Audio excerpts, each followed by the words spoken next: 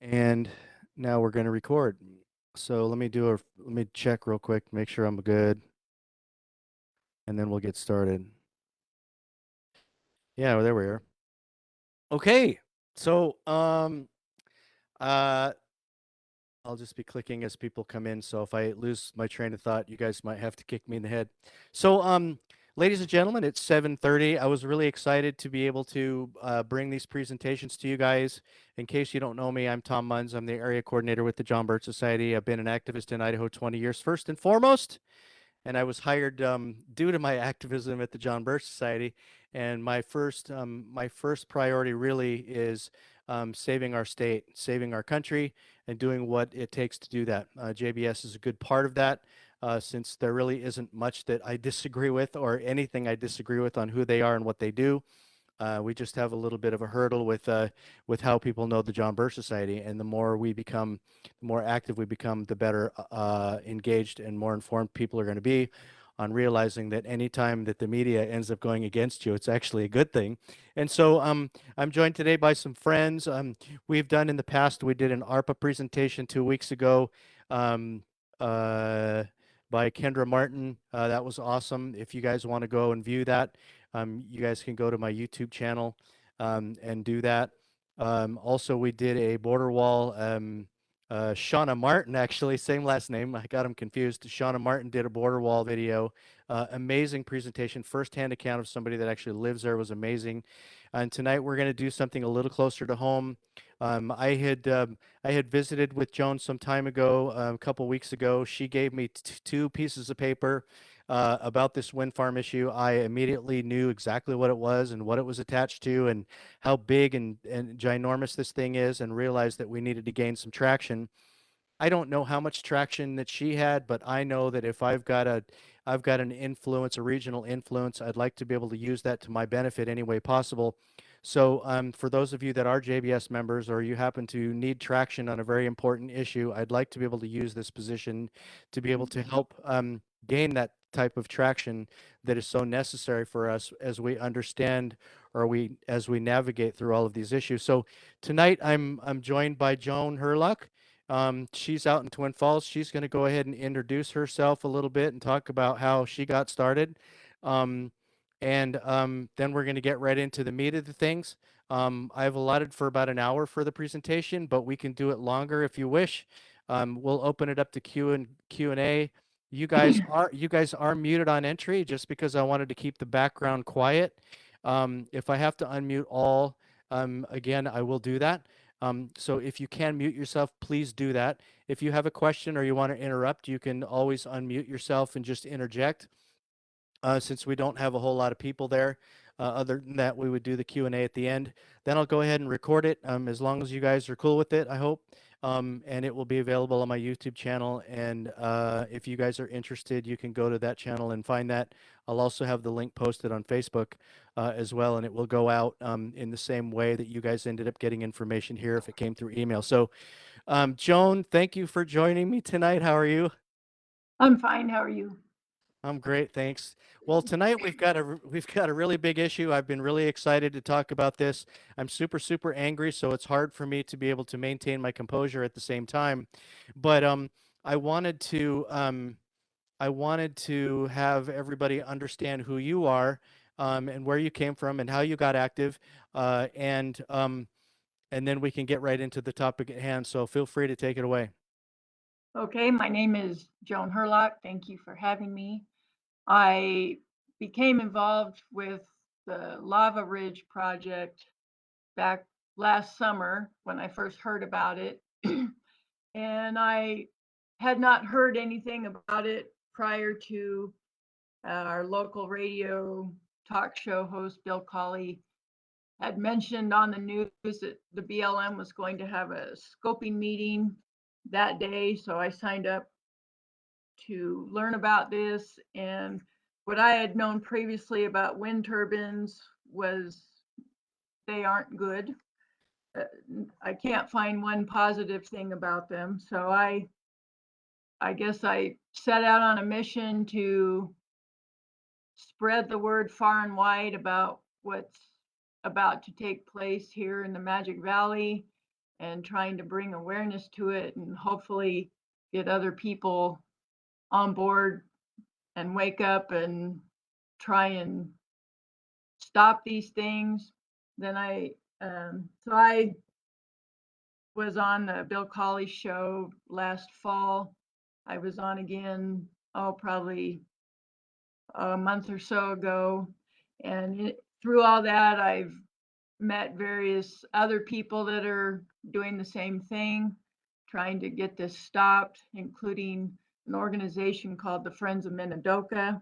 They're the descendants of the Japanese Americans that were interred in the Minidoka hunt camp, and the Stop Lava Ridge group that's trying to get Lava Ridge stopped in Jerome County.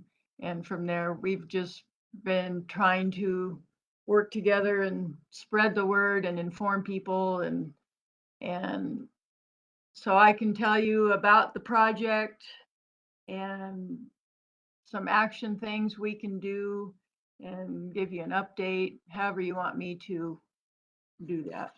Well, just start from the beginning.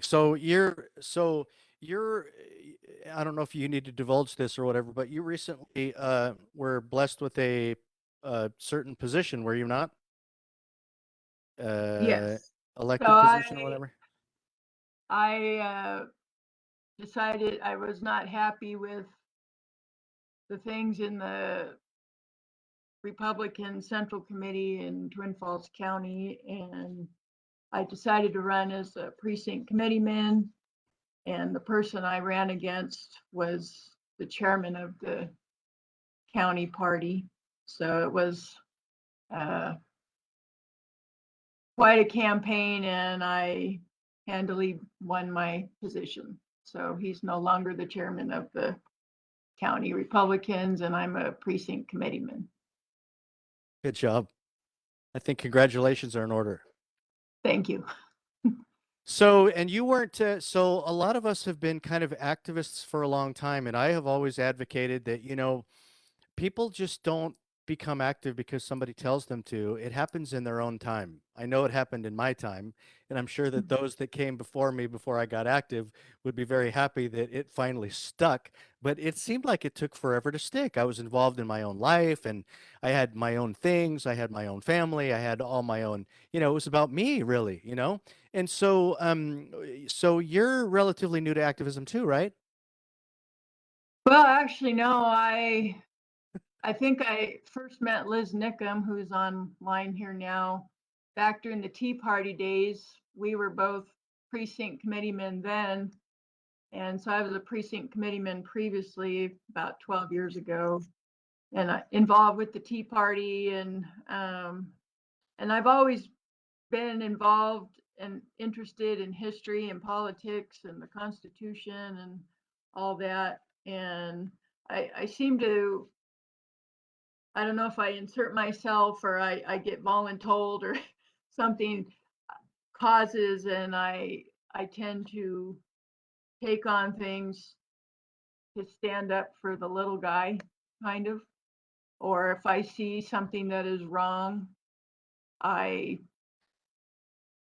I stand up for that and try and fight for whatever the cause is. And this, so I wasn't looking for this, and I'd certainly rather just be out taking care of all my animals and my garden and all that. But I feel deeply that, if people haven't gotten involved before for whatever reason, I probably share the same frustration you have trying to get people involved and be active and take action. But this is, if people don't get up and participate and write letters or make phone calls, our Magic Valley, the state of Idaho, will be forever destroyed by LS Power and their wind turbines. So I'm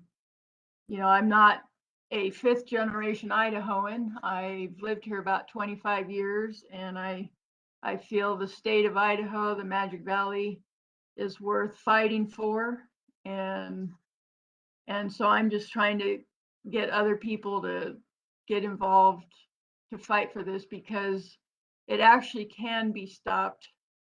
And so I can talk about that too, that we can actually stop this. This is not a done deal. And so I'm just trying to do what I can to get people on board to participate. Well, I wanted to make a mention too. I have a lot of people that I know that we all are. It looks like we have a lot of people that are in leadership positions on the call. People are really, really finding it difficult to pry people out of the couch still.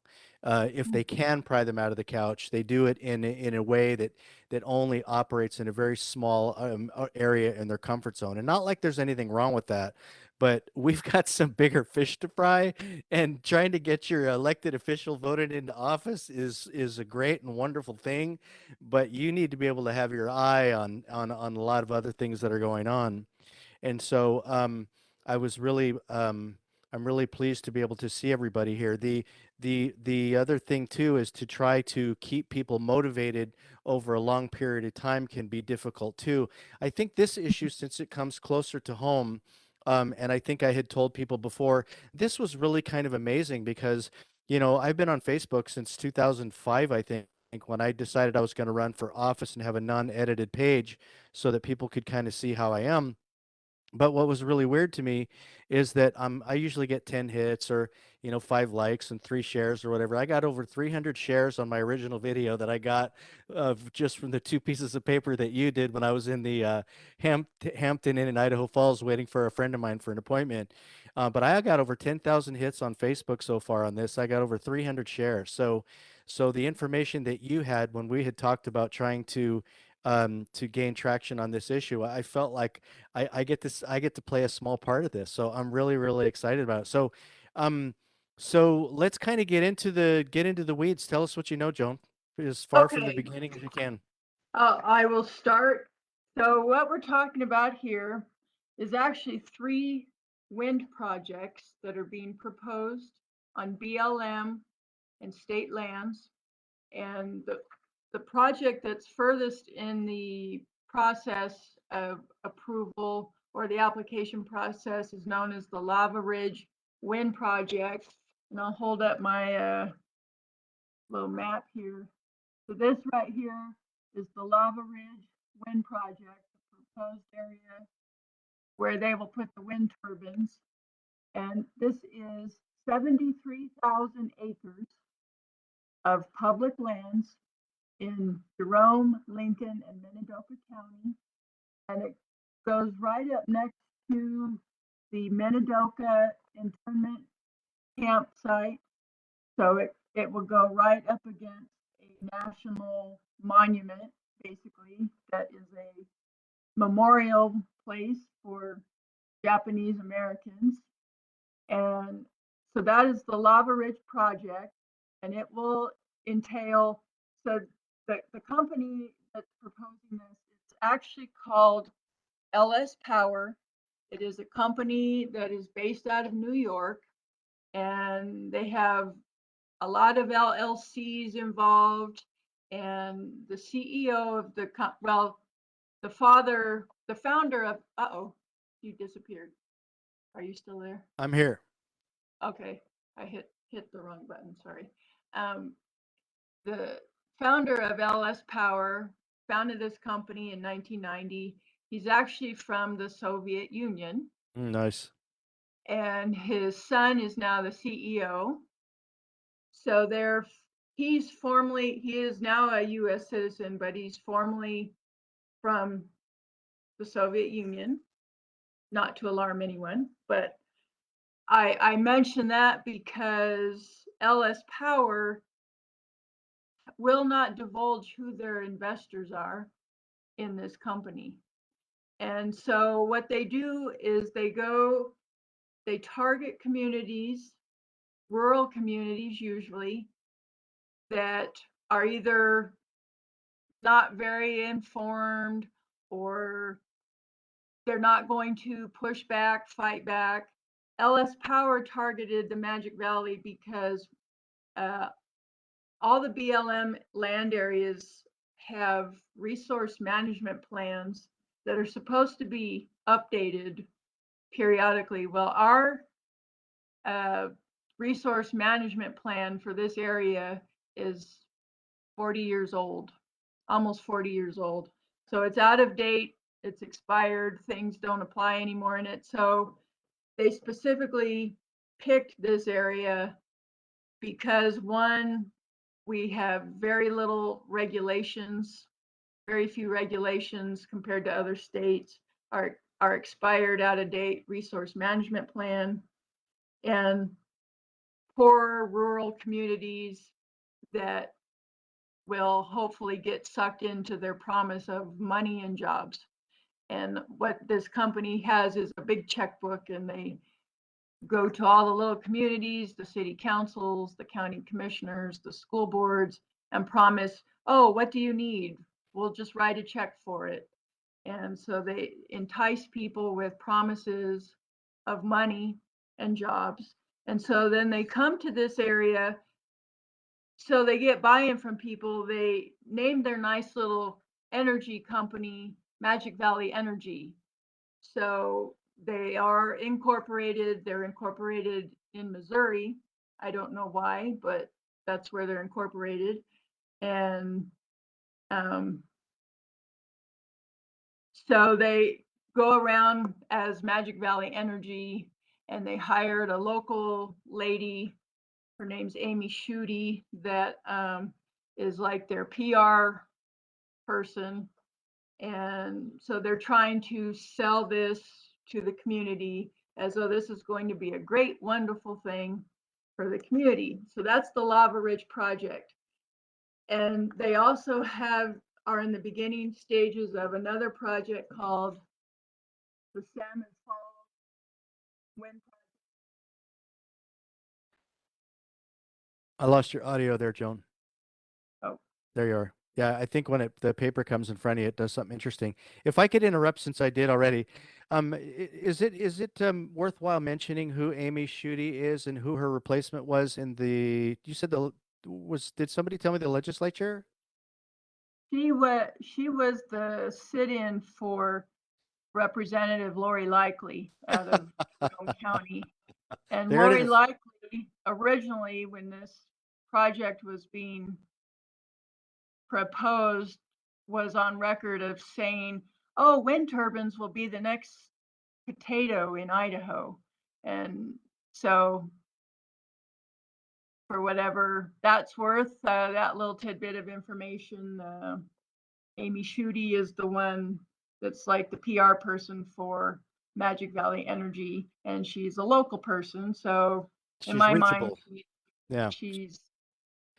I mentioned that I'm just, hoping maybe people could persuade her. Why don't you find another client? well, I think Um, that that should be incorporated in part of an action plan, right? As we finalize this right. thing on people to pressure about this. So continue. Sorry about Yeah. that. Anyway, so Sam. the second project that LS Power is proposing is called the Salmon Falls Wind Project, and that is in the Hollister, Rogerson, Clover, Castleford area on BLM land. And if you do the math on it, it's about 800 megawatts of energy produced. The Lava Ridge is 1,000 megawatts. And so that will equate to about 300 wind turbines of being placed on BLM public land. The third project being proposed is called the Taurus Wind Project. That's 50,000 acres between Gooding and Shoshone, and that's actually being proposed by a company called Arevia Power out of California. So, also, what LS Power is trying to get um, approved is called the SWIP line. That's the transmission line, this line here, that will bring the power from these wind projects, and they will take it to Las Vegas in California. When the power company is asked, well, who are the buyers of this energy? they say, well, we don't know because we don't have any signed contracts yet for buyers, so we don't know yet who's buying it. But when you do digging, you can easily find out that they're associated with a group called CAISO. It's California Independent System Operator. They oversee California's electric grid, and this is a nonprofit organization that basically they're kind of like the conductor of all the electricity. They line up and schedule all the transmission lines, and so LS Power is one of the members of this CAISO, and they're trying to get CAISO to I don't know if it's loan them, give them whatever hundreds of millions of dollars to put in this SWIP transmission line. And they currently have a comment period that closes on Monday. And they were under the impression, because LS Power told them that, oh, we're all go here in Idaho, everyone is on board, we support it, and everyone loves this, and that's just not true. And when this organization found out actually there's a lot of opposition, they want to know about that because they don't want to give money where they're not wanted. Whereas they are wanted in New Mexico. New Mexico wants wind turbines, so they need to just take their money and give it to the power company in New Mexico that's trying to get wind turbines put there. So there's a lot of, so when I say LS Power says, well, we don't have any buyers, we don't have any contracts, I find that hard to believe when it's a multi-billion-dollar investment. So as a business person, would you invest billions of dollars in something if you don't have buyers for your product? I just find that hard to believe. Another issue with these wind turbines is the size. They will be 740 feet tall. If you're familiar with the wind turbines in the Bliss Hagerman area, those are half the size of these. So they're I think 320 feet. These will be from the tip of the blade to the bottom, 740 feet. So in comparison, the Space Needle is about 600 feet. The Washington Monument is a little shorter, and you see the size of the Statue of Liberty. The blades are the same length as the 747. And so imagine 400 of these in the Jerome area, 300 of these south of the Buell Filer area in Twin Falls County. And the problem with the size of them is, one thing, they will, if you look at the impact on our airports and aviation, by the FAA, they have rules where you can't fly within so many miles of something that tall. So let's say there's a fire out on BLM land. How are you going to put that fire out? You won't be able to fly airplanes in there with fire suppression chemicals in airplanes because these are too tall.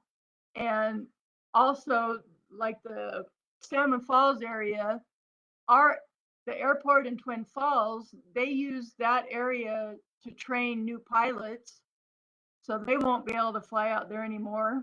I know the military from Mountain Home, they use our Twin Falls airport to come and go and do operations. So how will that impact our military operations? And so that's a little bit about those projects. And the negative impacts of wind turbines are numerous. These wind turbine project, these companies, they have to get an eagle taking permit from the U.S. Fish and Wildlife Service. So they're allowed to basically kill, I think it's 4,500 eagles a year. If they go over that, then they're fined. So they're allowed to take so many birds of prey. And wind turbines are extremely deadly to all flying things. What happens is, like with bats, they're deadly to bats. Some bat populations are being threatened, some species, because what happens is it messes with their sonar and they approach the wind turbines and they get kind of sucked up in the vortex of the wind turbines and basically get chopped to pieces. If our bat populations are threatened, how will that impact our farming? Because bats are cross pollinators and they also eat a lot of insects that damage crops. So if you wipe out a bat population, how will that impact our farming? Also, these areas on BLM land will impact our sage grouse habitat, which we've spent a lot of time and money trying to rehabilitate the sage grouse and sage grouse habitat.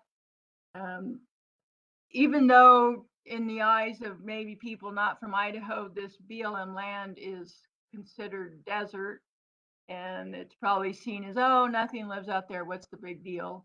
It's actually a very thriving, vibrant ecosystem. It provides wintering range for elk and deer herds. Also in the Salmon Falls area, will impact historical and archaeological sites that are out there. It will impact the Minidoka internment camps in the Jerome area. And so the amount of concrete that it will take, it's something like 540,000 cubic yards of concrete that they will need for the project. It's supposed to take place over 2 years to construct it. And what they will do when asked, well, who will the workers be building this? Will you hire local people? Well, we'll try the local community first, and then if we can't find people, we'll bring them from out of state. Well, if you know anything about the labor force in Idaho, we are experiencing a severe labor shortage in Idaho, especially in the construction industry. So we'll bring in, it will be about 700 out of state workers. And then when the companies ask, well, we also have a severe housing shortage in Idaho, in the Magic Valley area, where will you house these people? Well, this would be a great opportunity for landowners to put in RV parks and they can generate revenue that way. Well, again, the permitting process for an RV park, that's going to take time. We also are in a concrete shortage. We know people in the construction field that can't build because they can't get concrete. So where are they going to get all this concrete? The amount of trucks to carry that much concrete comes out to 56,000 full concrete trucks. So imagine 56,000 concrete trucks going up and down our BLM roads. This company will put in about 400 miles of additional roads on BLM land. They'll be dirt roads. So imagine 56,000 trucks of concrete driving up and down these roads. What will that do to our roads? That doesn't even take into account the trucks required to ship in the parts for the wind turbines. So the parts are not made here in the US. They're actually made in China and Europe. And each wind turbine takes 15 semi trucks for one turbine to bring the parts in. So multiply all those trucks up and down on the roads, multiply the vehicles of the construction workers driving up and down the roads. Who will pay for the damage to our roads? That's a good question. Likely the taxpayers when this company is done tearing up the roads. Another consideration is out in the lava ridge area, especially, they will have to blast into the lava base for the hole for the footings of the concrete. Well, what will that do to our aquifer? Just a question. They also think that they will be permitted to get permits for 6 commercial wells. Why would they be permitted to get wells? We can't get permits for wells. We are in a drought. So there's water considerations, wildlife considerations. The other thing about these companies is, so they promise, well, it'll bring millions of dollars to the area in sales taxes and use fees. But when it's done, they project, for example, the Salmon Falls project will net 20 jobs and $1.9 million to the county of Twin Falls. And that will be divided up with the Filer School District, the Filer Fire Department, their recreation department, and then the rest goes to end like CSI and the Filer Cemetery. So $1.9 million annually and 20 jobs for the use of tearing up 70,000 acres of land in the Salmon Falls project. And they propose a couple $1 million to the Jerome County area annually. And my understanding, the research I've done, is the money, that projection is based on 24/7 energy generation and maximum sales taxes. Well, these things don't spin 24/7. So you're not generating power 24/7. The other issue with wind turbines is you have to have a backup generational source of energy because we're supposed to have 24/7 energy generation. So you'll basically be creating 2 energy generation footprints, one for wind turbines, another would be whether it's natural gas or coal plants. So you still need, you can't just do away with your coal and natural gas because the wind will not, it's not efficient and it doesn't produce energy 24/7. And our rates, our energy rates, we have some of the lowest in the country. Our rates will actually go up. That's typically what happens in other areas of the country where they put in wind projects. And I also know, so the impression that LS Power wants to give is that there's nothing we can do about it. It's a done deal. They're just waiting for the BLM to give their approval on it. And that is just not the case. We actually can stop it with enough public input, opposition, and participation. And I have a whole list of people that you can email and write to and call to give your input, but it absolutely is not a done deal. And in fact, tomorrow, the Twin Falls County Commissioners are set to vote on a resolution that opposes the Salmon Falls wind project. So if people will just participate, we can stop it. I have an article, Forbes magazine article, of a list of over 300 wind energy projects that have been rejected by communities including a solar project that was rejected, that was set to go on BLM land. It was to be North America's largest solar farm in Nevada. And that company was Arevia Power. That's the same company that's proposing the Taurus wind project in Gooding. And the community, this company withdrew their application to the BLM because of the public opposition. And other opposition, there's the what's proposed to be North America's largest wind farm by the Berkshire Hathaway guy.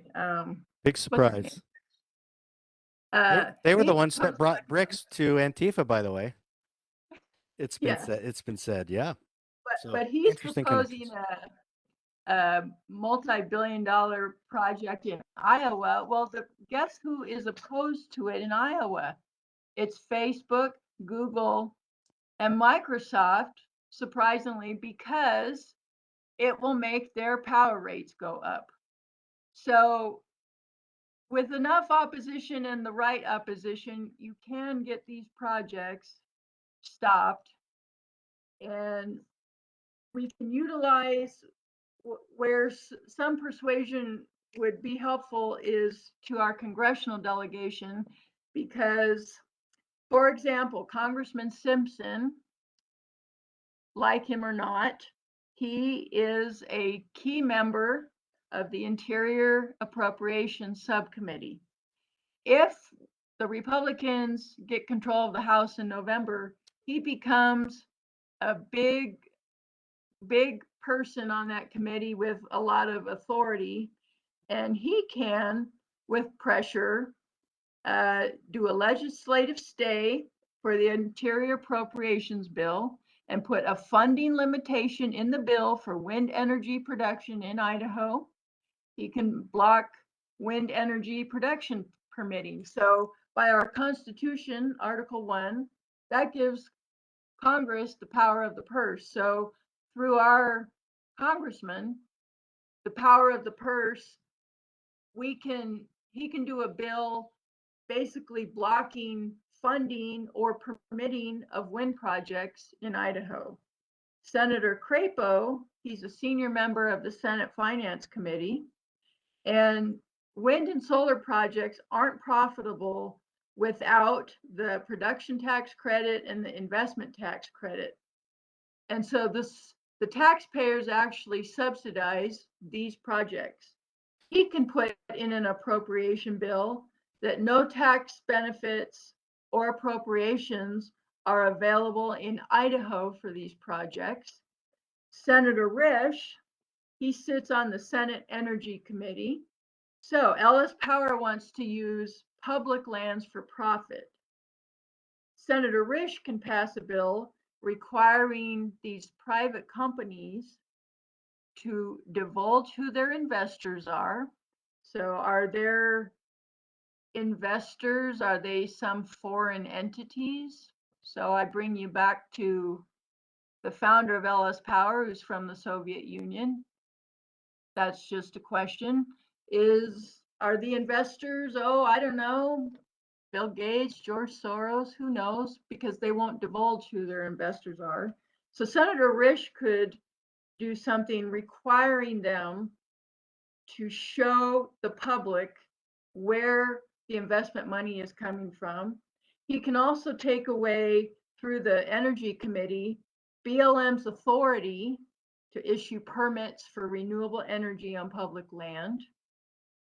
And specifically, he could put something in a bill that no renewable energy permits would be allowed, say, in the Magic Valley. So there are things our congressional people can do.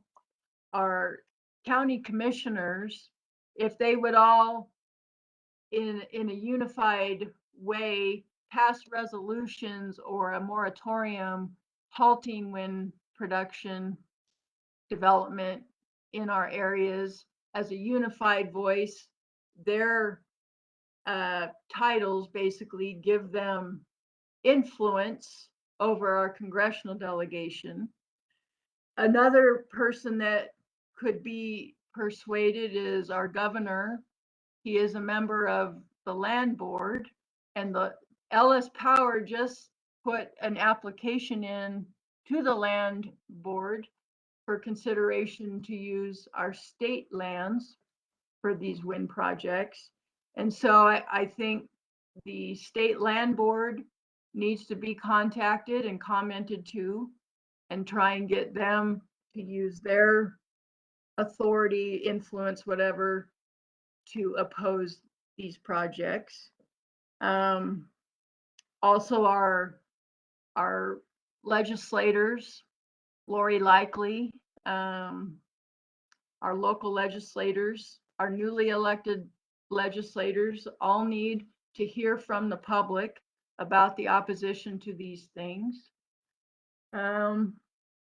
What else? Any questions, I guess? Is there Uh, anything to cover? do you have anything else you want to? I thought maybe I'd go into Q&A unless you're ready to do that now.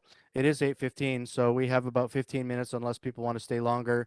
If you have to go, you're not being rude, guys. This will be recorded. I just want to make sure that I had an opportunity to help get people the information they needed and to be able to get their question asked. And so I thought this might be a pretty good way to do that. So you do have the ability to unmute yourself. If you guys have any questions, feel free to do that. Um, if you don't know how to do it, I'm not sure what to tell you. You can click on the three dots, I think. I'm not even sure if that'll do it, but um, anyway, if you have a platform like mine, the taskbar on the bottom will say mute or unmute, so you can click that. If you're talking, you should be able to see the green light go up and down. If nobody has any questions, I got a bunch. So if I people, have a question, Tom. there goes Steve, go for it. Joan, nice presentation. Thank you for your research on this. Is there a way? I'm in Bonners Ferry. I'm the chapter leader in Bonners Ferry, and we basically need to spoon feed people. So if you have a list of contacts, because you mentioned the state land board, so if you have, Yes, if you've done the research and you have email contacts and everything, the easier that we can make it for our people, the easier it is for them to take action. I do, and I emailed that to Tom. He didn't see it yet, so I might have to resend it again, but I have 2 pages here of things people can do. One thing several simple things. First off, encourage people to join the Stop Lava Ridge Facebook page. If we can get their numbers way high, all of the congressional people are actually members of that, and they're watching it, and they watch the numbers go up, and they will take that into consideration. However, joining a Facebook group is not enough. I've heard it directly from Senator Crapo's office that yes, we like to see that and we're watching it and following it, but we must have public comment. And Senator Crapo, being a politician, will I was told, if the majority of people are in favor of this project, he'll support it. If the majority of people are opposed to it, he will be opposed to it and work to stop it. But we've got to overwhelm him with, send a letter in saying, through your committee, stop the permitting process or the appropriations, or and I have all that on this list here. But you need to give them something specific they need to do and email them. Don't just sign a petition. So for example, I have petitions and I've collected over 1,000 signatures, and that's great, and that's something I give to them so they can see all that. But they are really wanting the public to put the effort in to a letter or call them, and they're keeping track of that. And so we've got to overwhelm them with numbers. We've got to get the members on the Facebook group way high. because also that California, the CAISO group that I mentioned, they're looking at, in my comments to them will be, there is a lot of opposition in Idaho to this. For example, there's a Facebook page and it's got so many members on it, and there's a website. And so we need to demonstrate to all these people the absolute opposition to this, because if they get this approved, once they start the construction process, there is no going back. And you're not going to repair the damage to our public lands once you start that. And, you know, Idaho is known for its beautiful landscapes, and do you really want your view to be 700 and some foot tall wind turbines? And so I believe, you know, maybe I'm hopeful. I'm hopeful that with enough opposition, things will happen. I do believe that's why the Twin Falls County Commissioners are going to vote on a resolution tomorrow regarding the Salmon Falls, because we held a meeting. We, you know, get on your county commissioner's agenda and say, pass a resolution opposing wind energy or something. And they are listening to that. We had almost 200 people attend our meeting that we had a month ago before them, and they say they want to hear from the people. Okay, so you're going to hear from the people. So I do have these lists of emails. I did get the email, and I will email that to my folks tomorrow. Actually, I'll email it here directly. Can I ask a question real quick? Yes, but Sorry if I interrupt, Steve. let me just Okay, go say, ahead. obviously the email addresses are for our local county commissioners and our local legislators, but you know, you can still email the governor, the land board, our congressional people. You know, you're an Idahoan. This impacts you. And so I also the other thing on this email list is I'm asking that there's 2 email addresses for the BLM that you need to request to be put on their email list. And what everyone's kind of waiting for is the environmental impact study report to be released, and that's due out in the fall. And once that's released, they'll have a public comment period. And during that time, that's when we need to bombard the BLM with specific things in that report that we're opposed to. They're also taking comment now, and they want to hear from people how it personally impacts you. Don't just send them an email with all these facts and figures, well, windmills or this or that. How they want to hear your stories, how it will personally impact you. And I understand the Idaho State Director of the BLM, her name's Karen Kelleher. She's personally reading these letters, and they are very impactful, and they will make their decision not only on the environmental impact study report, but also on the public comment. They've got to be heartfelt, how it will impact you, share your story. You know, maybe it's, oh, as a kid, I went out hunting with my dad in the Salmon Falls area, and it's a beautiful place to go hiking. I don't know, whatever. Or if you're a grazer, well, it will impact my grazing rights out on that land.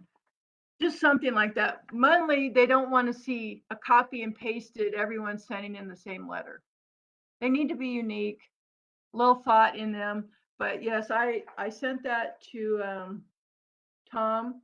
Also, I have some websites you can check out to learn more about wind turbines, green energy, some documentaries you can watch. But there's 2 websites that basically gather every article on the planet about wind turbines. If there's an article about wind turbines, You can find them on these websites, and various communities around the world have actually been successful in stopping these projects. And so I have those websites listed. One is called stopthesethings.com. Another is called windwatch.org. And so I have all of that on this paper that Tom can email you. And Could you repeat those two, Joan? yes, stopthesethings.com and windwatch.org. Okay, good. Thank you. So, Joan, are our commissioners, are those commissioners, I mean, they're pretty good folks, whether they vote or not. They seem to be more like us than not. Are these guys inclined to be able to support this thing, or are they really going to stick their finger up and see which way the wind blows? Because they were not about Well, masks. As far as I remember, they just thought that the COVID thing was just a complete sham, and they were right on about that. So I tend to like them. I I just don't know know them well enough, maybe. personally they are opposed, but they can't say anything and outside of a public meeting, so they don't violate public meeting laws. Um, so this vote tomorrow, my understanding is it will address, it's a vote to oppose the Salmon Falls Wind Project. I don't know what's in the body of the resolution, but my feeling is I'm thinking because they've heard enough from people in Twin Falls, and they've also met with LS Power. And of course, LS Power's answer to everything is, well, we'll just write a check for that. That's their only tool they have, is to promise money and write checks. And my sense is our commissioners I will probably likely say they'll do the right thing. And so I plan on being there, and we need to reward them if they vote the way we want them to, and praise them and give them our support, because I do think they will vote that way. For sure. For sure. I have Any a other, question. go ahead. Yeah, sure. Jump in, Glenita. Okay. Hi, Joan. Hi, Tom. Hey. I see Mike Bahonka on here, and he was a retired Idaho Power, and with Idaho Power. Do you have any input on how this is going to be a burden or affect Idaho Power with this? Is this something they're going to have to add more power to the dams and generators on the river? Do you know anything about that, Mike? Glenita, I don't. You talked, I heard about the SWIP line. I know they had been talking about the SWIP line before. The only thing I would know is, we'd have to visit with Idaho Power on that, but I know it would take capacity up on the line. And let's say that SWIP line comes in and Idaho Power is trying to import power, because Idaho Power is an importer more than they are an exporter of power. So let's say hypothetically, they are trying to import power from the south, but the power going up, maybe, and those lines only have a certain amount of capacity. And if the capacity is there, and if the power is getting shipped south, and they're trying to import it from maybe some other area into Idaho, maybe tough for them to do. And I need to reach out to them and to see what their thought is on that. But it's interesting, as far as how they can move power around. But once that line has the capacity, once that capacity is taken up in that line, they can't use it. They can't bring power in on it. Does that make sense? Yeah, thanks. Because I had heard from somebody else that when they added the turbines, like let's say up at Bell Rapids, they had to put in a few more generators, because when they weren't producing energy, Idaho Power had to make sure that they could cover that while they were down, and which is also a burden on them, but also a burden on the taxpayers and people who have Idaho. Yeah, the ratepayers. Yep. Yeah. And it's a constant balancing load for them. and I believe all utilities. So let's say the hydro's going along the Snake River and we're importing, but they're, the current stuff that they're maybe purchasing off of wind now, but it's a constant balancing load for them, because if the wind drops down, then they have to throttle up either thermal or the hydro plants. And if the wind comes back on and they're bringing it in, they have to throttle back. So for Idaho Power, it's pretty much a balancing act for them on that, Glenita. Okay, thanks, Mike. I appreciate that. You're welcome. And my understanding is from people that I've talked to that work for Idaho Power is our rates will actually go up because of this. And so. Can I mention something or a few things until somebody cuts me off? Because I have a couple of things that are burning in my loins. And one of those, Hey, Tom, real quick, this is Liz. Joan, thank you for doing this, Tom. they had a girl. I spent the weekend in eastern Idaho, and it's just a stark reminder of how terrible these things are, and just how they really disfigure the horizon, especially in the Idaho Falls area. I was appalled at how many they had, and I asked a resident there, I said, gosh, why didn't you stop putting these in? Oh, these been in for a long time.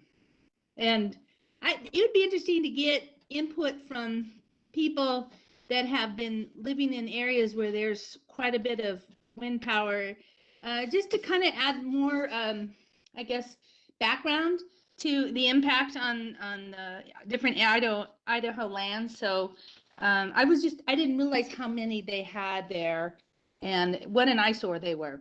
So that's all I want to say. Well, and I can tell you the project, so a county commissioner that has done the talking to the communities that brought these projects in, that's Roy Hubert. He's a Lincoln County commissioner, and he was the first public official to actually publicly oppose these things. And based on his research, all the communities that have brought these in, they deeply regret it. They have not produced the money or the jobs that were promised. They've destroyed the areas.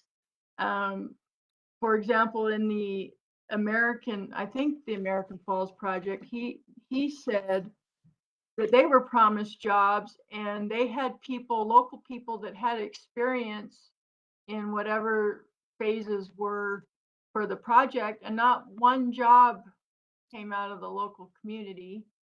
And I also know a contractor that was involved with that. He ended up having to go bankrupt because basically when the company finishes the project, they leave the area and change the name of the company, and then the local general contractors left with having to pay the other contractors, and he ran out of money and had to go bankrupt. I know in a community called White Lake, South Dakota, it was a little town, I think about the size of Castleford, and a company went in there and put in wind turbines, and they were promised money and jobs and basically ruined all the roads. The roads weren't paved. When they were done making them, the county had to re-gravel and repair the roads. What these projects generally bring in are, they're not community people, so it will tend to bring in maybe less than desirable people in the trades. It brought in drugs to the community. They set up man camps for all the people to stay in, and after they finished, that revenue disappeared for that community. So the solution here, okay, just put in RV parks. Well, what happens to those people that put the money in setting up RV parks when those people leave and they can't fill them? Also, once you improve your land, your property taxes are going up. So if you no longer have income being produced in your RV park, you're paying more in taxes. I mean, likely in this area, we wouldn't have trouble filling them because I don't know if you're aware, but hotel rooms are, uh, they're not exactly plentiful, and all our RV spaces are full. Um, so this these wind turbines in this little community in South Dakota, it wasn't a good thing for them.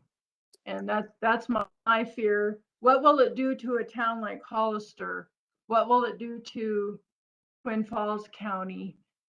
What other hidden costs will there be that we're not even considering? You know, if these people bring their families with them and they attend our schools, well, that's an extra strain on our schools. It's a strain on our highways, our emergency services, our fire fighting abilities. Anyway, continue. Sorry. Any questions? And make a statement or two, Tom. Statement or two. Go ahead, Lyle. You don't have to ask permission from me, man. It's good to see you. Good to see you. All right. The more research I've done on green energy, it's one of the biggest lies on the face of the earth right now. And it basically, as I see it,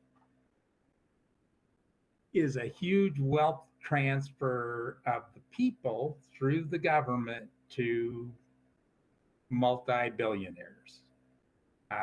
It's part of Agenda 2030, and everybody can put their hands over their ears and scream and yell and scream conspiracy theory. It's part of sustainable development, and it is anything but sustainable. Wind projects don't work. They aren't efficient. I forget what Joan said between Salmon Falls and Lava Ridge, how many megawatts are being produced, but that's on a perfect day. Less than perfect with not enough wind or too much wind. At the point that they have too much wind or they have icing conditions, they have to shut them down. So they don't produce anything. At that point that however many megawatts that is, and somebody's depending on that power, there all other projects east of here have backup power systems, which we've already talked about. And a lot of them sell biomass generators. So we're going to burn garbage and wood waste from people out of the city that don't have any way to get rid of their limbs and their leaves and those kinds of things. But when you look at the reality of that, they end up only burning about 10 to 15% of the energy they use is derived from garbage and limb waste and leaves. They end up going out and cutting down thousands of acres of trees to feed these biomass generators. So we're going to green people, right, are worried about we're going to rape the earth because we're going to mine cobalt and silver and whatever, lithium, to build batteries and wires and generation heads and so on and so forth. So that's not good enough. We do that once, we're going to do it twice. And guess who's going to pay for it? You are. We are.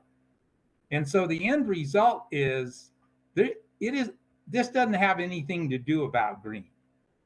Okay? And if you are sold on global warming and we're all going to die from CO2, then I'm sorry, you need to do some real research. This is when they get done building any one or all three of these projects, you will no longer have an ecosystem in the desert. It will be trashed land that none of the reptiles, none of the birds, none of the wildlife are going to succeed in those areas. You can't get semi trucks hauling this garbage to build windmills out in the desert on the roads that are already there. I mean, I can drive a razor over them and you can drive a four-wheel drive pickup over them, but you can't drive a semi truck out there with a 300-foot blade on. So let's all wake up and come to the realization that this is a major destruction project before any construction happens. And really, what this is the global game. And in Idaho, that really comes down to the rhinos are running the game, including Little and Lori and Amy Schuette. And we're going to get in Biden's hip pocket and we're going to make somebody a bunch of money while they're raping the resources and the environment in Idaho and the Idaho people. This isn't good for Idaho, any part of it. Thanks, Lyle. Anybody else? So, I had a couple of comments that were that really came out to me. One of them might be a little bit beyond where everybody else is at, but it follows along what Lyle was talking about. I don't know how toxic this is. I don't really care because people are going to realize that the people that have been commenting about this thing have been right all along. You know, I mean, groups like the John Birch Society that have been trashed for as long as they have, they've been tracking Agenda 21 Sustainable Development since 1973. Since the first Earth Day, we identified what this is. This is government by corporation. This is control over water, control over the land, control over food, control over the energy, control over travel, and billionaires like Bill Gates are buying private property all over the place in an effort to do this. You've got Simpson that including Jerome, Idaho. well, exactly. We've got Simpson that openly supports sustainable development, but tells you, hey, when I went to the meetings last year, hey, about the dams, which also was a concern, he supports sustainable development. And he says, well, I don't know. I'm just, it's just an idea that I'm kind of throwing together. No, it's not. You're sold out. Little has openly supported sustainable development. That's a connection. Crapo, I believe, has, and I can't confirm, and the same with Rish. So the action items that are necessary that I would actually propose, if I could, if I had an activist mindset, would be able to gain the traction that we have right now by launching a major campaign like we did in elections. If we truly care about this, we can put a stop to this like we did with Butch Otter and the 30,000 acres that were given to the communist Chinese, or that were going to be given to the communist Chinese as a foreign trade zone about 15 years ago. And you can't even find any research on that on the internet. So people need to be empowered. They need to put on their big boy pants and their girly panties or whatever they are. And they need to realize that this can be done. We've done it before. We just need people to do it. I think that it's best served if we could create a committee. The Birch Society would consider it an ad hoc committee, but if people are not members, so be it. We end up creating a committee. We end up meeting every week or 2 weeks or every month whenever there's an update, and we talk about blasting this information out and disseminating information that I'm hoping that we could have or create in a more simplified form, since most of the people that we have can't handle more than a 2-second attention span. And yes, if I sound frustrated, I am. So we've got the connections with the congressional delegation.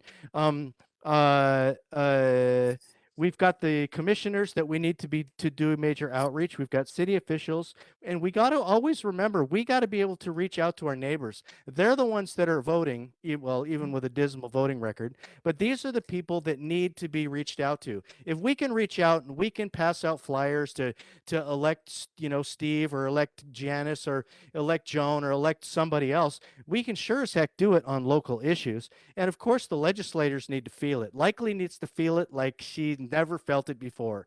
And I know that we can do this if we can get enough people to do this. The hard part for me when I deal with this is knowing that what this is connected to. I've read this book 4 times. I can tell you what it says chapter and verse as long as it's in front of me. This book right here is the original source documentation for Agenda 21. This isn't Glenn Beck's book. This is the original thing from the Library of Congress. I've read the 342-page documents. There's 50 other documents that prove the fact that this is true. Agenda 2030 has 27 principles on how they plan on implementing it. I'm telling you, when you're done reading this thing, you can see this all over it. And now that we've got globalists, you've got Brad Little that's at the Allen Group. Make no mistake about these guys. They are planning. They are planning to further the global infrastructure, because that's what they do. Alex Jones exposed it years ago, but people thought that he was too crazy because his voice was too aggressive. The other thing too is that we need to be chasing these meetings. We need to find out where they are, make sure that we send tons of people to these things with good enough questions and strategically enough to where not everybody's asking the same question, because they're going to use the Delphi technique, which is actually created by the technocrats to be able to make that happen, where they maintain control of the narrative.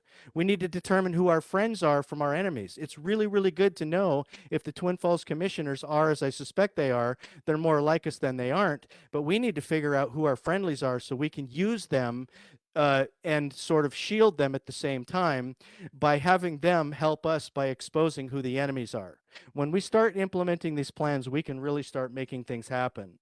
So the one things, so I've got tons of questions. I think maybe Joan, we can talk about that a different time, because I don't want to belabor the point since it's 8:41 or whatever. But I wanted to be able to let people know, look, we've got this stuff. We have to be able to understand how these things start.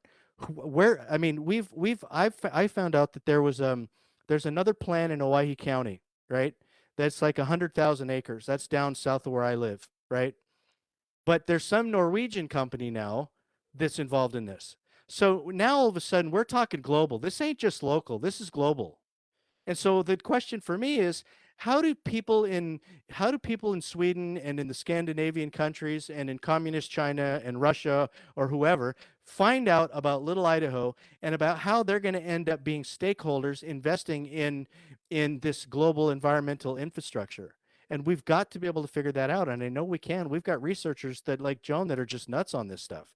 But there's enough information that we can get on creating an action plan. And honestly, I think the best way to do it is to be able to either have an online group, or having meetings where people can come in and they can start learning more about what's going on, and we can start gaining traction. And I don't want to take control of whatever this is, because we already have enough people trying to control us. I'm just glad that you guys came.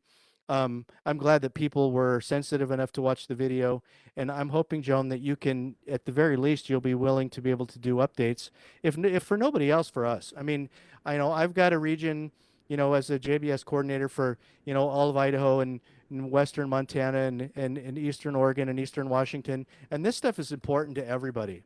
And so I just want to be able to be that vessel the best way I know how, to be able to get the information in the hands that of the people that need it. So I just appreciate anybody for coming. You guys have any more questions? Can you hear me? Yeah, I can. I'm Go ahead, John John. Malloy. John Yeah, Malloy. John. Reminds me of the Hydro One of Vista, a proposed merger up here in the Pacific Northwest, or the Inland Empire.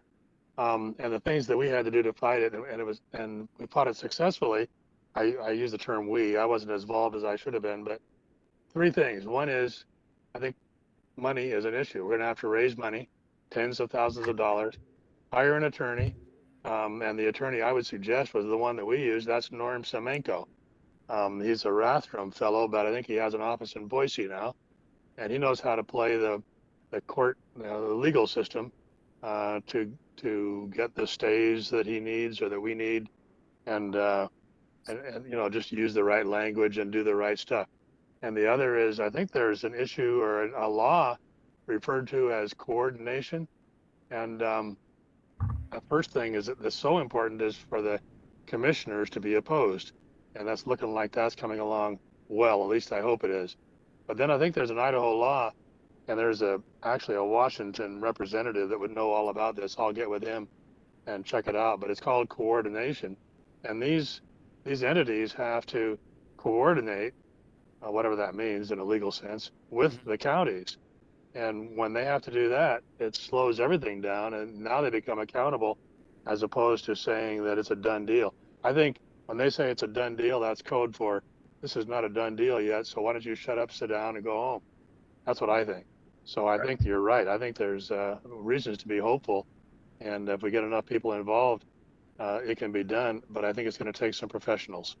I think coordination, if I remember right, Fred Kelly Grant used to live in Nampa, and he was going to create an academy talking about coordination, and he asked me if I wanted to jump in and help him out, and then I didn't, for other reasons. But there are other people in the state that are very well aware of coordination. They've actually used coordination, and I don't want to overspeak here, but I think maybe Dar and Dorothy Moon might have been in on learning about how all that works as well.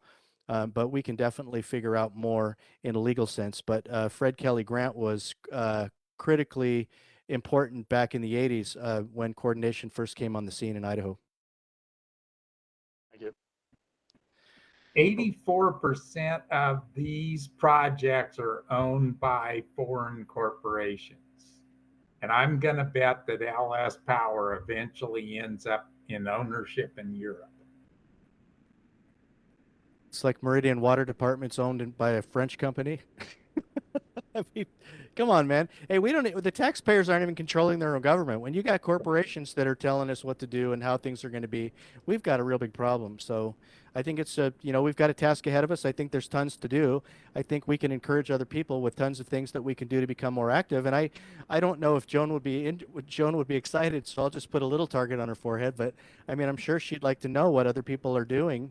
And maybe if she, if she gets enough on her plate, maybe she feels like delegating certain jobs to certain people that want to do something and they can report to her every once in a while. I mean, at some point, I think we're going to need a coordinated effort to be able to make this happen.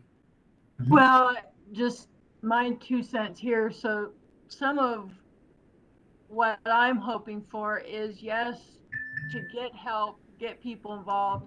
Like you spoke of Dean Diamond, that you had talked to him. He's the one that is one of the uh, founders, I guess, of the Stop Lava Ridge project, and he and I have talked, and our hope is that neither one of us really knows what we're doing, what we're supposed to be doing. We're just kind of winging it. We saw this is really bad. What do we do to stop it? Let's just go for it. But we're both really helping the people that might have more knowledge or experience in what we need to be doing to be effective. We're hoping through this, and I know meetings he has in the Jerome area, he's having one next week. He's hoping to get from that people that can help, that might know, well, you need to do this or approach it this way. We are being helped by the man named Dan Sakura, who is one of the people from the Friends of Minidoka. He's actually in Washington, D.C., but his 3 generations of his family were in the Minidoka hunt camp. And he's fighting this he said he'll fight this till his dying breath. And when I told him who I was talking to tonight, he said, well, okay, Article 1 of the U.S. Constitution, that's where the authority of the money is given to Congress, and you have 3 congressional people that each sit on these different committees they could absolutely, with their positions on these committees, put something in appropriations bills to stop this. And so he said, I know all the kind of federal stuff of what to do. He said, what we need is to find someone locally or at the state level that would know kind of what to do.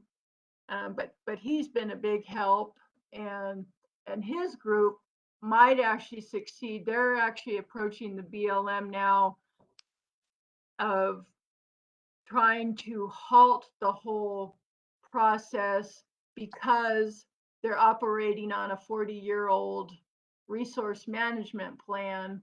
And so the communities, the BLM needs to renew their resource management plan. And that, of course, takes lots of time. And then hopefully so much time goes by, maybe LS Power will just go away. But they're working on it from the angle of, one, this will impact a historical monument. They're using Joe Biden's words against him, basically, of, racial injustice and recognizing the Japanese Americans that were impacted by the concentration camps, basically. And so they're approaching it from that angle, that you need to stop this project just because we were discriminated and mistreated once. Don't do that to us again, because this is our heritage, it's our memorial. And if you're all about equity and inclusion and justice, you've got to stop this and not allow this. So that's kind of the angle they're taking on it. So I absolutely would like help. I just don't know what to do, who to talk to, and all I can base what kind of my actions are on is just talking to the people in, say, Senator Crapo's office who say, we must get letters.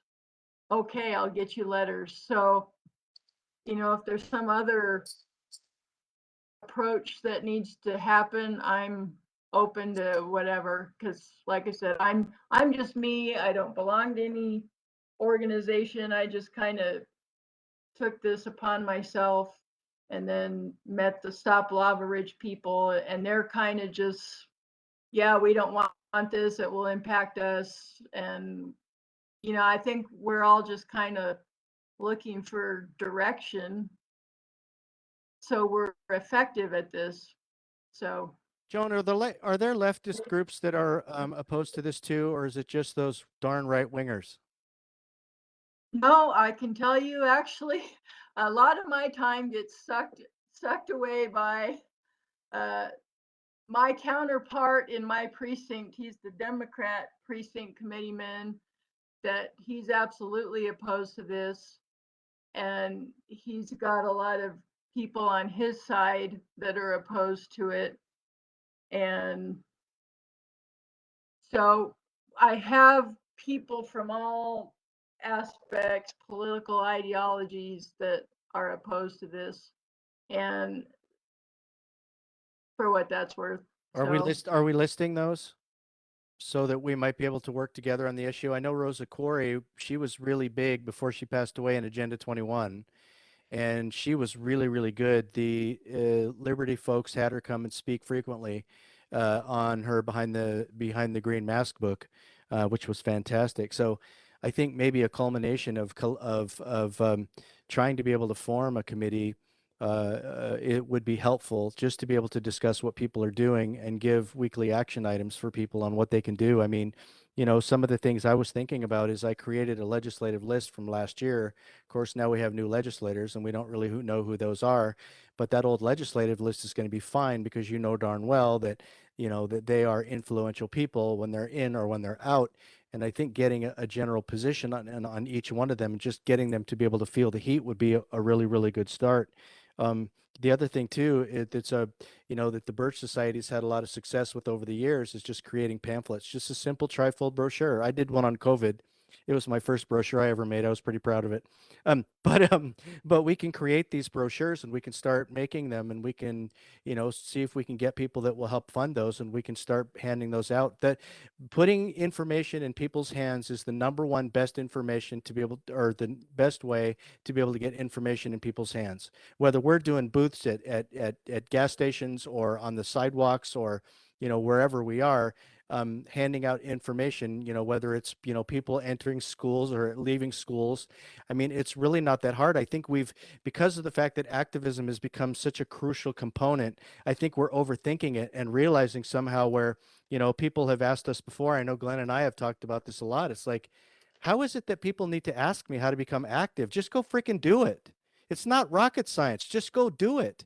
And then if there's a central person that we can report these things to, we're going to have some exponential success in a really big way. And we don't really have to be that organized, but there are a couple of crucial things that really need to happen. And those would be my recommendations. The sad part is like you said, you're kind of a lone ranger, right? You're kind of on your own, little old me. And I'm like, oh my gosh, why is this coming on me? I don't want to do this. I don't want to I don't want to lead the charge or whatever. And maybe it isn't somebody that leads the charge. Maybe it's a group of people that we have that we agree to be able to meet virtually or in person every month or every couple of weeks or every time there's an update. And we all talk about the things that need to be done, and we go do it, and then we just come back and simply report what we did and what kind of success we had. We find out who our friends are, we make a list of them, we go after those, and then we go after our enemies, and we go after them even harder. I think I mean, if anybody's got any better ideas, I see that as a great way to start, for sure. So our one existing great senator says that coordination stopped the NAFTA superhighway, right? The federal government then has to meet and work with the local people. Mm-hmm. And Christy's saying that she's pretty sure there's some people in Montana for sure that are doing that kind of work yet. And I can do some work to find out on that with some of my Montana contacts. The only problem I had with coordination, to be honest with you, and maybe I'm an altruist, but it presupposed federal supremacy, that somehow the states had to ask permission from the federal government, where I'll be damned if we have to do that. When it comes to what our Constitution says and understanding the principles of how this country was created, the federal government doesn't tell the states what to do at all. We don't do that. We mandate that you coordinate. It doesn't even have to be statutorily authorized. It's just a matter of constitutional supremacy. But then again, how many people know that, right? So you do if I you can live I in can see. Little Idaho, Tom. Oh yeah, I know. If we just took back those lands, then we wouldn't have an issue, especially if we fired Little. Well, can we, I mean, I don't want to walk away from this. I mean, I know we're all burning and we're all busy and you guys are some of the busiest people I know, I swear. You guys have time for one more thing, so I appreciate your support. But what would it be like if we ended up creating some action items, even if it was getting more people on the, maybe promising to have another call? It doesn't have to be my call. I mean, I'll do it if nobody else is going to. But if we agreed to have a call and agreed to be able to get more people on the call, how would that be? Good. Or Let's do it. let's come up with some action agenda items. We can meet in 2 weeks and, I don't know everybody that's on the call. Some of them are anonymous, caller and user 357. I don't know. But if we could,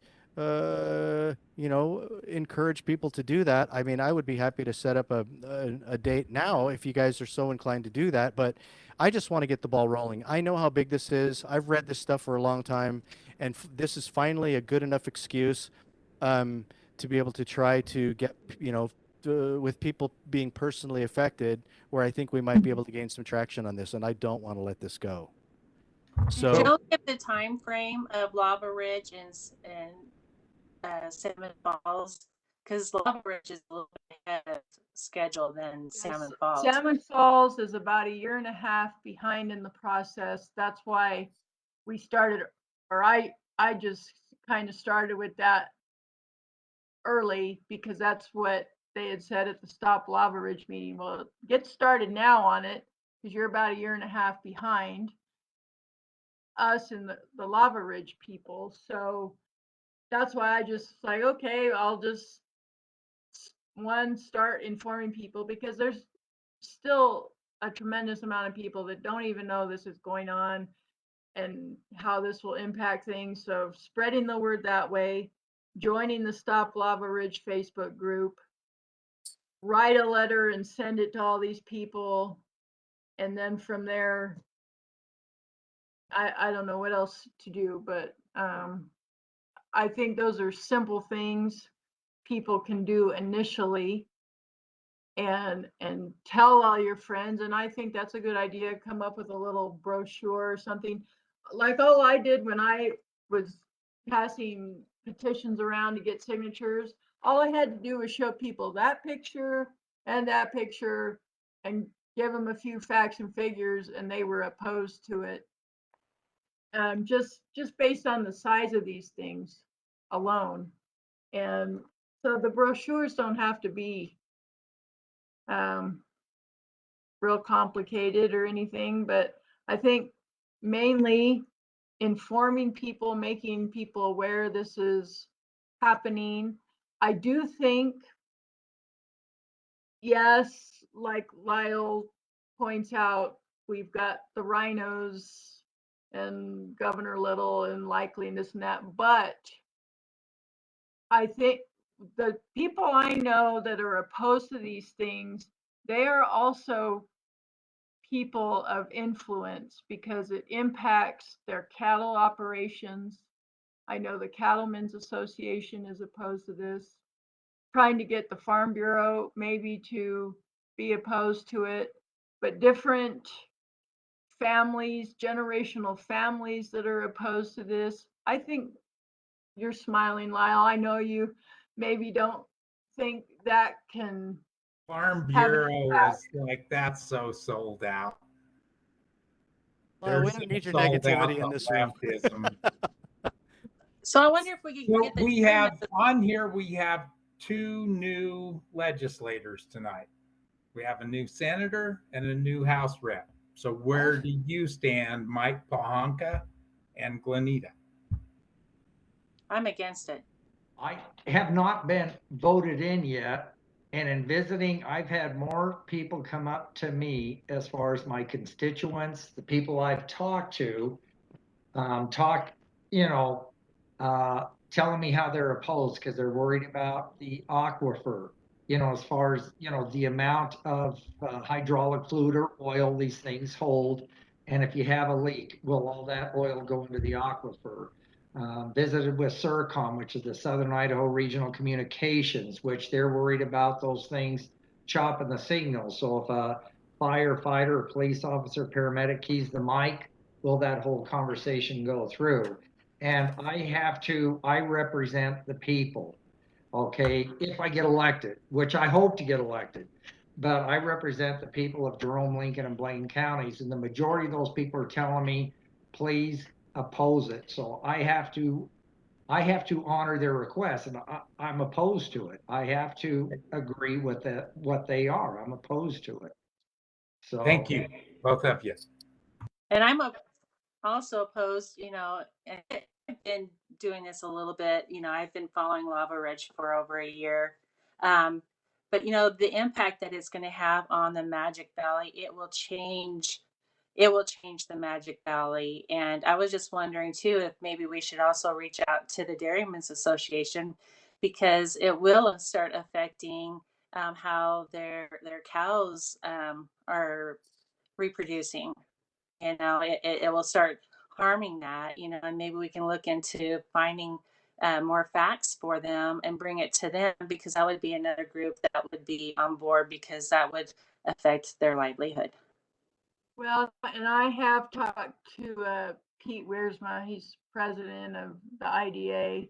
I know the I don't know what you'd call them, the board members, Bob and Rick Narabout. My daughter actually used to work for the IDA. And Pete Wiersma's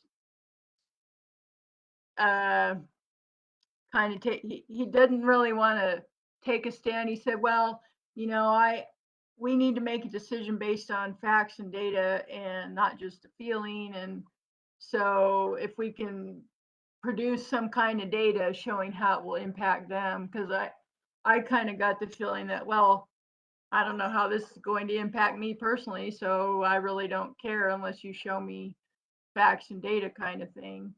And so, It could affect them and I with their haven't feet, yet called because Rick Narabout from the IDA, but when you start looking at these turbines too, you look in California, they'll put these little turbines in like their vineyards and stuff to kind of change the atmosphere a little bit to keep them from freezing. So when we have these 700-foot ones, over 400 in Jerome and 200 and what is it, 78 or whatever in Salmon Falls, that's going to change how our weather patterns and change how things grow, and that's going to affect them because that's going to affect their feed. yeah.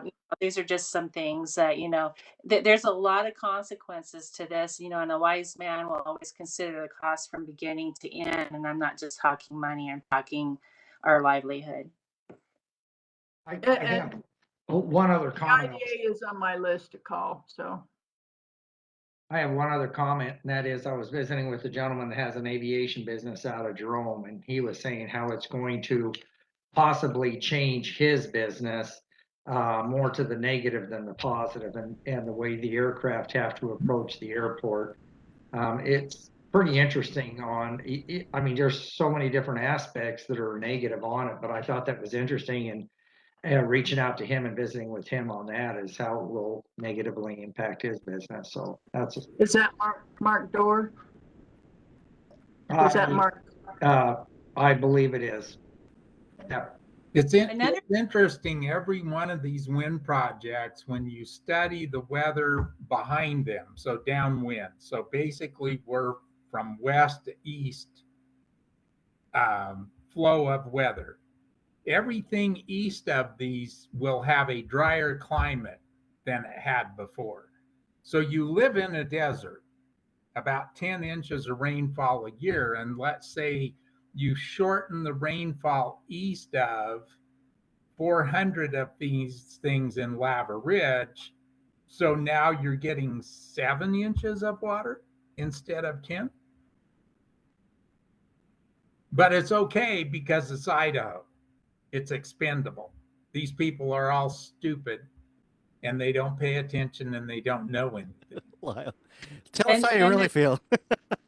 And in Jerome too, we need to make sure that Jerome is the second largest aquifer in the United States, and it goes clear up to Yellowstone. So the impact and whatever they do here, it's going to affect everybody that is in that aquifer, And then when you have all those explosions to get 400 turbines and then explosions to get the road straight enough to get those in there, 400 miles of road, that's a lot. That's like going to Ely, I think, isn't it? Like it's going from here to Coeur d'Alene, basically, right? That's a lot of explosion and impact over that aquifer. That's just something else that we really need to consider, because then it's not just affecting Jerome, it's affecting everybody that's on that. It's maddening that the masses don't care, and the government locally in the state and even the county commissioners, because I think in Jerome we've probably got a 2-to-1 split, and the wait and see attitude. So you're either ignorant because you won't study and you won't find out, or you're willing to support the global program so you can be popular and hang in with the big boys. Or you're being sucked into the money that they're promising for the school. Oh, won't life be grand? What is it your school needs? Here's a check for you. Right. Well, that was the first thing that one of the Jerome County commissioners mentioned was, well, we'll get $2 million a year. Look, if you go back to every one of these projects that has been built in history, right? 5 years, 10 years ago, there were promises to pay for all kinds of things, new whorehouses, but it didn't happen. Most of the people ended up waiting for the check when these guys left town, just like Joan said earlier, and they never got paid. The roads didn't get fixed, the schools didn't get the money, and if these things don't run at peak capacity 365 for 25 years, you're not going to get a $2 million paycheck a year. So grow up and put on your big boy panties and pay attention. Or at 9:09, we could keep going if you guys want. I just think we should come up with some action items. Anybody with me? Don't make this all about me, because I'll do it. Do you guys want to meet again? Do you want to meet again in a couple of weeks? Yeah, we can. Yes. No? Yes, Yeah, yes. people are so freaking excited, I swear. We need to get This this is thing big, generaled man. up, make an army, buy some tanks, and get it fixed. Okay, so I got an idea. Okay, I'm gonna be bold. Everybody can back out, but today's the 6th.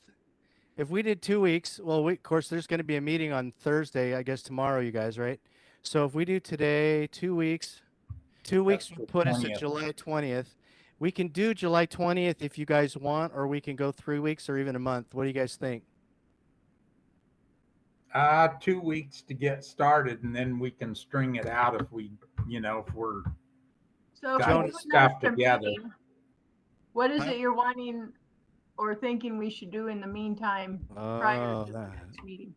that's the good question that you weren't supposed to ask yet. Everybody was supposed to come Write in a first. letter. No, I got some ideas. We Okay. can write a letter. I got some And ideas. So we can. So what I'm going to go ahead and do is I posted in the chat. If you don't know where the chat is, it's in the, at least on me, it's on the lower right hand corner. Email me at tmuns@jbs.org if you wish, or somebody else, unless they want to take the ball and run with it. But I think that I just don't want to leave without having to do something. I think what we ought to do is we ought to start listing the supporters and opposition. I think that's something we should all do. When we come to somebody that we believe that opposes it, we can find out where they get their information. Joan's got some really good information, and I hate to make her work harder than she already does, but she seems to know that the Cattle Association actually opposes this. We need to go visit them, but we don't need to maybe yet, unless somebody actually wants to. We need to start creating that list. The first thing we need to do is we need to start making. I want to email people the list that Joan gave me. That's a lot of work, Joan. Websites, things to do, things of that nature. And then when we have our next meeting, we're going to discuss what each of us has done. What I'd like to be able to do is to try to find a minimum of 5 people that you can get to join us on the next call.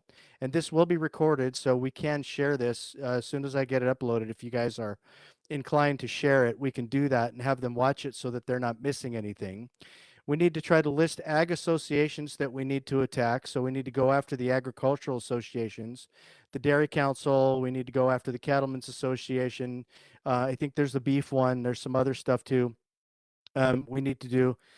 We can list meetings to attend and find out who actually went to the meetings, who actually wants to go to the meetings, report on those meetings, and come back in a couple of weeks with with what they had found. Also, what we need to do is on who we talk to, we want to be able to discuss with the group exactly what kind of resistance we got, what kind of obstacles that we figured we had to join, how they plan on corralling us using their Delphi technique to try to maintain the narrative, and for us to be able to discuss as a group how to overcome some of those obstacles. And I think Joan being having the information that she has and shared with us will help us become better with that. I think at some point, if anybody's any good with Word, I mean, hell, I'll even commit to it, but God help you, you get what you get. But I'll create a pamphlet. I think we should create pamphlets. I think if we're inclined, we could even create a short PowerPoint if we wanted to try to put some of that critical information in there to be able to share our perspective. But I think those pamphlets would be really good. Track how many that you buy, track where you go, and track how you distribute those. And then we'll also make sure that there's a way to be able to contact us when they're interested. And I think that we need to find a core group of people if it's not us, because I think some people will come in and some people will fall away. We need to find a core group of people that are willing to be able to try to direct others and give them stuff to do. Because, I mean, I have to believe that some people really just don't know what to do. And I actually have to I have to try to underthink it to try to say, okay, these are some of the things we can do. So, I think you can put a call specifically. I think it's probably on our sheet. We can put a call into Simpson's office. I look at it this way. I'm in Congressional District 1. I've already called Russ Fulcher, but I am going to call Simpson because I feel like I have standing. When he's going to start screwing around what happens in Congressional District 1, you're damn right I have standing. Little, he already supports sustainable development. This guy needs to feel the heat. Not only is he a pathetic governor for a variety of other reasons, but he supports sustainable development, and I have proof of that fact. And that's a direct link to Agenda 21, and so is the wind farms. So whether you want to go down that road, I don't know, but I'm telling you, this is going to hit you upside the head faster than anything. Um, and then go after your commissioners. If you've got a chance to, and they're voting tomorrow, reach those commissioners. And I mean, I'll call them myself if I have to, even though I'm outside of Twin Falls, and they could tell me that I don't have any standing. But here's the thing to remember. If they're going to do it in your neighborhood, they're going to do it in ours. Right? Idaho is your neighborhood. Hey, real quick, when is the impact study going to be done? Supposed to be done in the fall. And that's why I said get on the BLM's mailing list so they will notify you of, there will be 2 more meetings. They are actually having a meeting all day tomorrow that's a Zoom meeting at the same time as the county commissioners meeting, but they will have speakers, different stakeholders that are involved in this. And it's basically for the resource advisory committee that has the input on this project that's listening to different presenters. There will be a time for public comment, but you do have to register to attend that because it is a Zoom meeting. You can sign up to give public comment. And that's from 9 a.m. until 5 p.m. tomorrow. But so you can be informed about the impact study by getting on the BLM's mailing list, and that all of that information is on the paper that I emailed to Tom that he can send to everyone.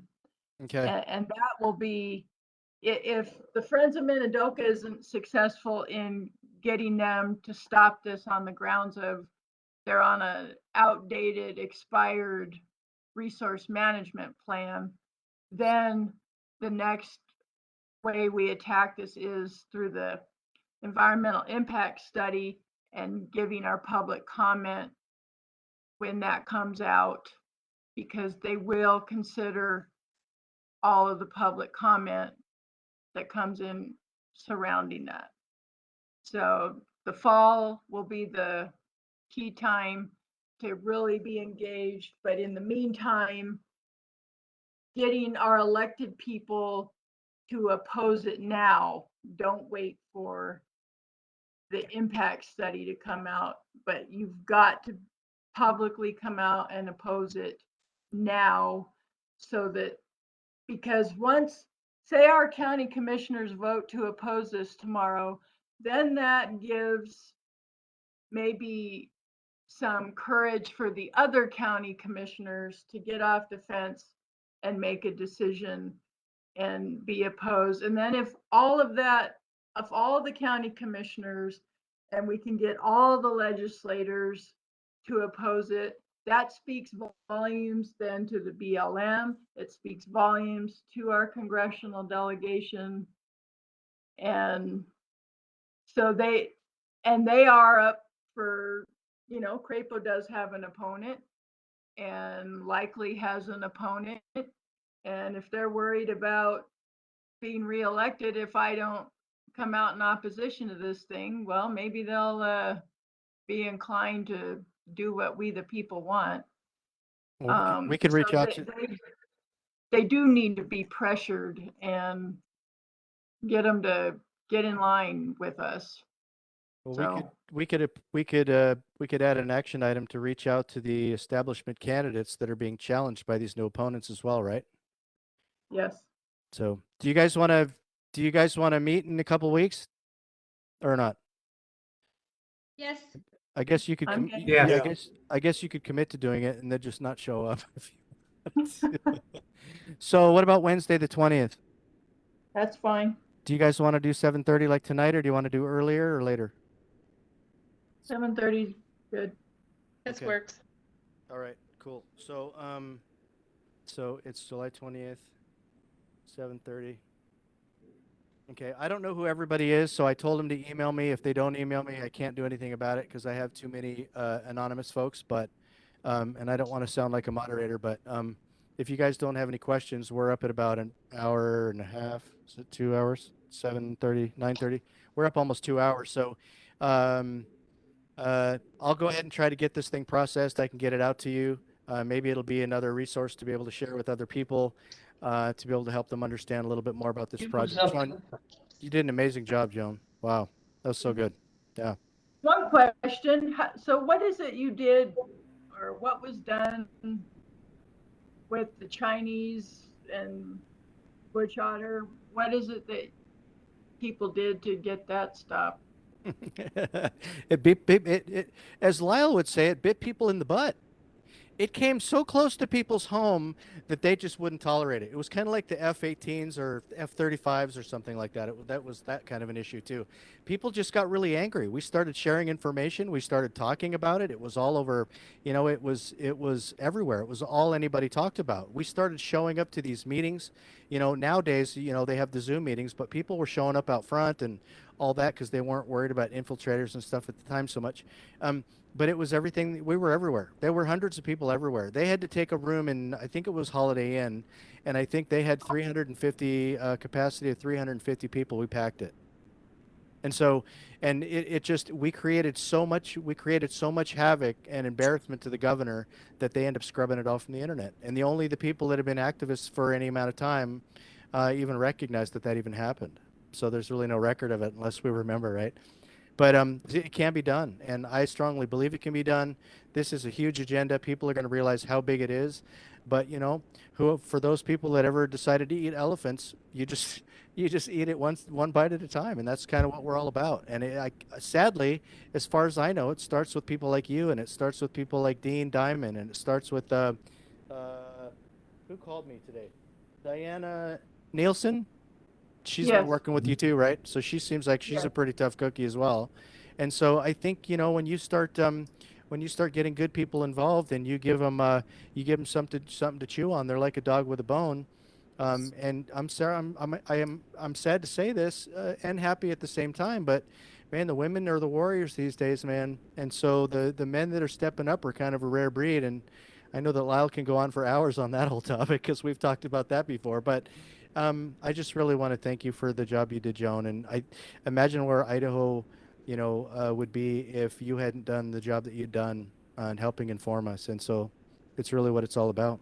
Well, it's not just me. I will say Diana Nielsen she's done a lot of research. I know Dean Diamond's done a lot of work and research, and we all just kind of found each other, I guess. But um, as has Dan Sakura of the Friends of Minidoka. I mean, a lot of this information I get just from talking to all these people, Mhm. and Well, maybe we and should be visiting the Friends of Minidoka and figuring out who those Yeah. people are, and at least we don't have to rip their head off. I mean, I think we can be respectful enough and talk to them about why they believe they do what they do, because I think we're going to end up with far more information in communicating with them than we would otherwise. And I think any of that information, contact information is huge. If people are going to do anything, sadly, like Steve said, you have to spoon feed these people. If you don't provide a phone number, and you just say, look up your governor's phone number, it's never going to happen. So we're really going to have to make sure we spoon feed people. And I'm willing to help however I can. Sadly, it's just over there, and I can't really do that much unless I'm traveling, and I would have to justify my existence in doing that. So if I can, I will. If I can't, then I think I'm kind of stuck having to do things from here. So uh, anybody else? You're 923. doing a great job. Just being facilitator. And I had to say this for the other chapter leaders, and if it's okay that I mention this about Steve, Steve has given me a couple of contacts. One of them was one of them was a contact from a contact that actually led to a presentation on the border wall. And the other one was actually a chapter member that he had that actually was doing some research on ARPA funding. And if I had never known Steve, I would never have been able to help do my part in, creating a presentation like this and trying to find a way to be able to get people more informed about the internal workings of that presentation. I'm telling you, if you haven't watched it, that's an amazing presentation. This lady, man, she dotted her I's and crossed her T's, and they had a financial guy on there that made understanding economics so darn easy. I even understood it, so it was amazing. So hopefully, and my point in saying all that is, if you know people that have areas of expertise, I realize that everybody has a camera, but not everybody's willing to do this. I'm not really sure why, because it's so easy. But if I happen to be the mechanism to be able to make that happen, I will. I've got I call him Congressman Smith, but Brian Smith out there in Eastern Idaho. He's going to be doing a presentation for us next week on how the Idaho GOP really works in Idaho. So I've heard great things about his presentation, and he's going to do one for us next week. But if you've got ideas and things of that nature, I would certainly love to be able to add that to what I do, to be able to help people gain traction and become more active, learning about things they so desperately need to learn about. So, okay. All right, you guys, it's 9:25, 5 minutes short of 2 hours. And so I guess thank you, Joan. Thank you guys for showing up. If there's anything that we can do, let me know later on. We'll see you July 20th at 7:30. And I will email whoever I can see on here the information on what Joan has shared for tonight, along with the link for the video. So I'll catch you guys later. write a letter. And what? Write a letter. Oh yeah, write a letter too, right? Oh, and the list of things to do. So, all right, stay tuned. See you guys in a couple weeks. Thanks, Joan and Tom. All Yeah, right, well buddy. done. All Thank right, you. see you later. Bye.